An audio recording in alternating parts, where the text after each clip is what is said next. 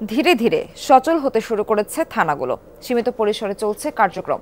এ বিষয়ে আরও জানাতে বন্দরনগরী থেকে যুক্ত হচ্ছেন সহকর্মী শহীদুল সুমন। সুমন, জেলার সব থানার কার্যক্রমের কি অবস্থা? পুলিশ সদস্যরা কি সবাই কর্মস্থলে যোগ দিয়েছেন কিনা? সবশেষ তথ্য জানাবেন। কোয়ালিটি সম্পন্ন আন্তর্জাতিক মানের steel bar CSRM, committed for better still.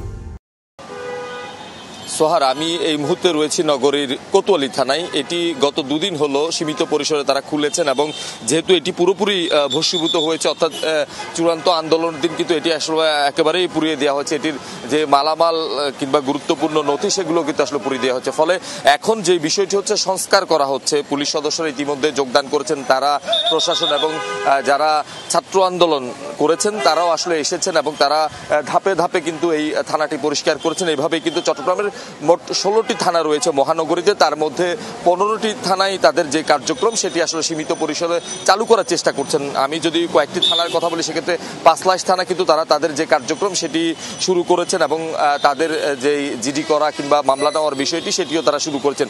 বাকি যে থানাগুলো সেটিও আসলে ধীরে ধীরে তারা স্বাভাবিক হচ্ছেন।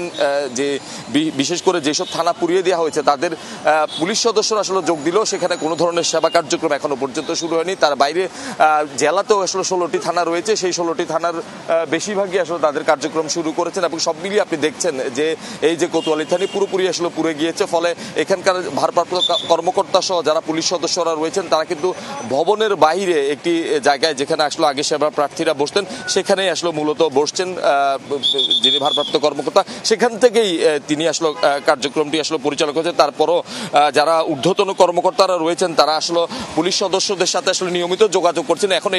এখন যে বিষয়টি সবচেয়ে বড় চ্যালেঞ্জ সেটি হচ্ছে পুলিশ সদস্যদের মানসিক স্বাস্থ্য। অর্থাৎ এই যে ধ্বংসযজ্ঞ কিংবা পুলিশের উপর আক্রমণ, হত্যা, এই যে থানা পুড়িয়ে দেওয়া, এইসব ঘটনায় পুলিশ সদস্যরা একেবারে ভেঙে পড়েছেন। তাদের মনোবল বৃদ্ধিতে কিন্তু ঊর্ধ্বতন কর্মকর্তারা চেষ্টা চালিয়ে যাচ্ছেন। তারা নিয়মিত পুলিশ সদস্যদের সাথে যোগাযোগ রাখছেন এবং তারা বলছেন যে কোনো সদস্য যদি একেবারেই তারা ভেঙে পড়েন সেক্ষেত্রে বিশেষজ্ঞদের মতামত নিয়েই তাদের চিকিৎসা করা হবে। ধন্যবাদ আপনাকে চট্টগ্রাম থেকে যুক্ত হওয়ার জন্য।